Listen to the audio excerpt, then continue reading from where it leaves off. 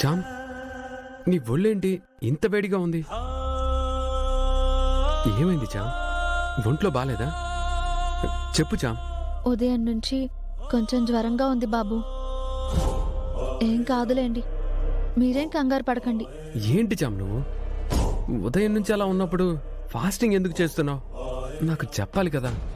మీరు చేయకపోతే కుదరదు అన్నారు కదా. అయితే చెప్పవా? ఇప్పుడు ఏమైందని బాబు? పర్లేదు అని చెప్తున్నాను కదా. భలే దానివే, ఊరుకోచా.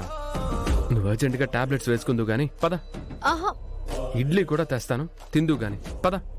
ఏమొద్దు బాబు, పూజ పూర్తయిన తర్వాతే టాబ్లెట్స్ అయినా ఇడ్లీ అయినా. లేదు లేదు, నేనే కదా ఉపవాసం చేయమన్నాను, నా కోసమే కదా చేస్తున్నావు. ఇప్పుడు నేనే చెప్తున్నాను, టాబ్లెట్స్ వేసుకో. లేదు బాబు, నేను మీకోసం నేనే చేసిన ఉపవాసం చేసి పూజ చేయాలని పూనుకున్నాక మధ్యలో అలా వదలకూడదు. నేను ఆపను. సరే, ఆపకూడదు, కరెక్టే. నీకు బాగోలేదు కదా చామ్. ఇలా బాగాలేదని మధ్యలో వదిలేస్తే ఇంకేమైనా ఉందా? మీకేమైనా అవుతే?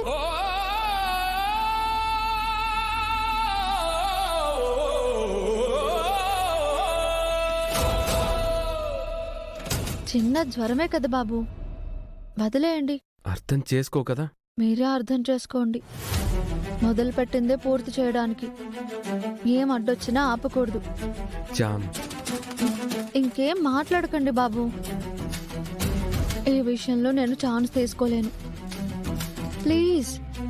సరే చామ్, ఈ పూజితంత అవగానే నువ్వు ముందు తిని టాబ్లెట్స్ వేసుకోవాలి, సరేనా?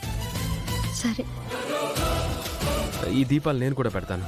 వదిలే బాబు, హెల్ప్ చేస్తానన్నాను.